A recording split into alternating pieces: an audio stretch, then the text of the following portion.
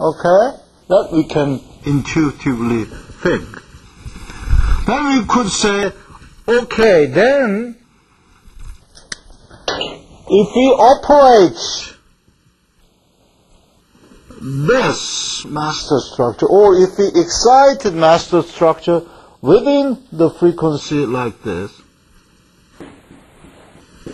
then I will be able to reduce the vibration of a master structure less than 1. Okay? But that's the whole story. Isn't it simple? Okay, then the next question is, what if I add damper over here? Say this is a CA. Okay? What if I add a damper? And then somebody said, because we add a damper, meaning that the energy the amount of energy we are losing will be increased. Right? Then this curve has to go down, because the energy we are losing is increasing. But that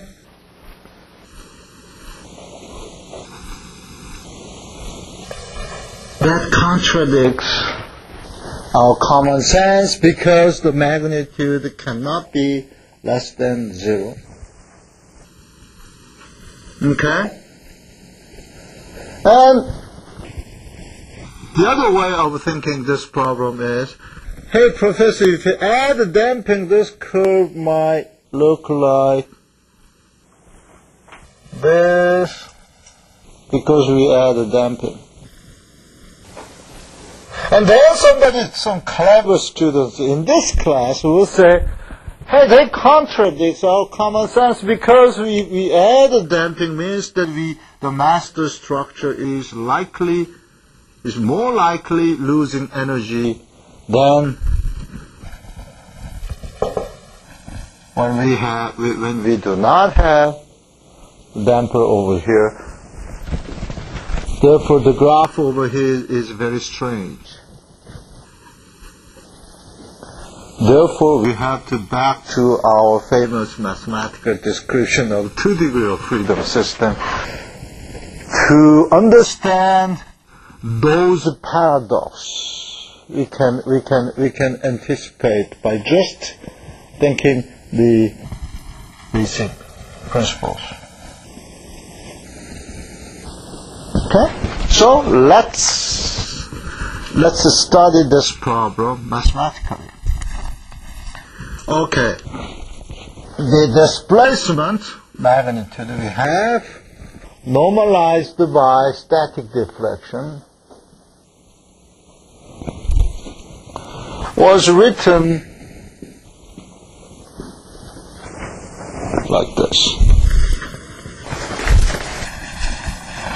1 minus, I have to take off my glasses, that is MA over KA omega square 1 plus KA over K minus M over K omega square. That is multiplied by Ka over K minus Ma over K omega square minus Ka square over K. Is it correct? You see, I prepared the 3 oranges because I'm sure that I will make a mistake. Is it correct? Let's see our text. Okay.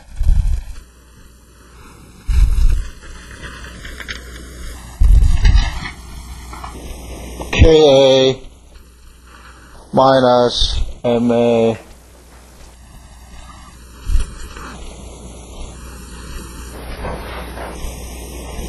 F0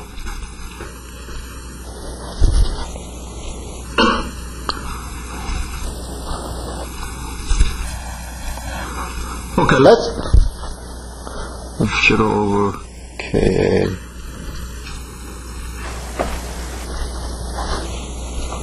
Okay, let's start with what is written in the text. Okay, that is more convenient, right? Okay.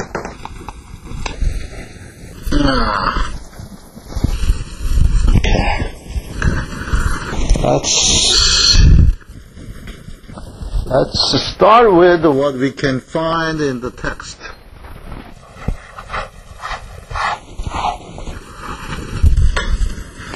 I cannot remember, but I know where it is.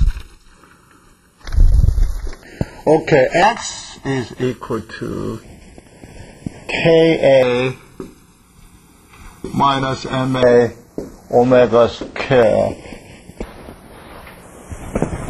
Okay, F0 K plus KA minus M omega square KA.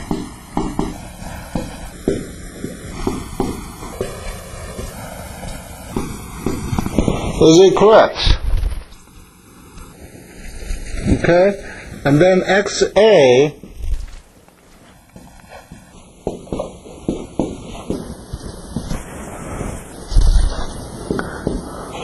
the same denominator we have,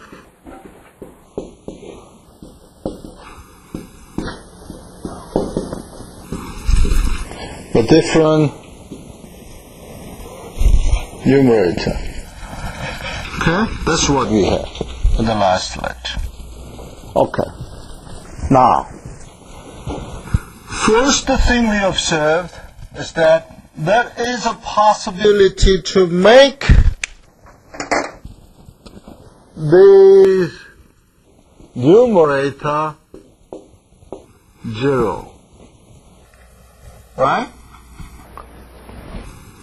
That is the case when omega square is equal to K over MA,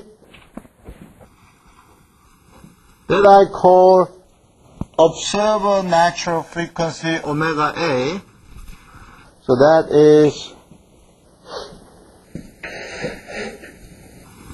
and this is the frequency. Okay? If you see the text, they draw this graph using omega over omega A as an axis. Okay. And this is then 1.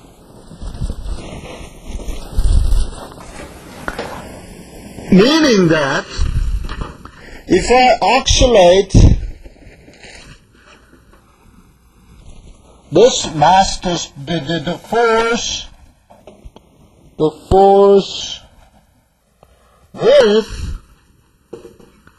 the frequency G.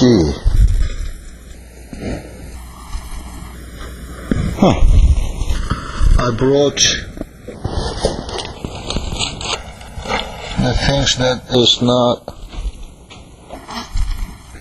okay, no problem. Okay, no problem.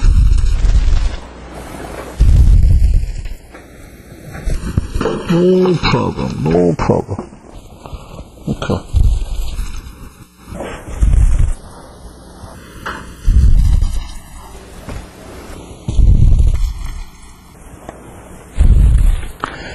I argued with Professor Kim next door this morning. The text is not correct.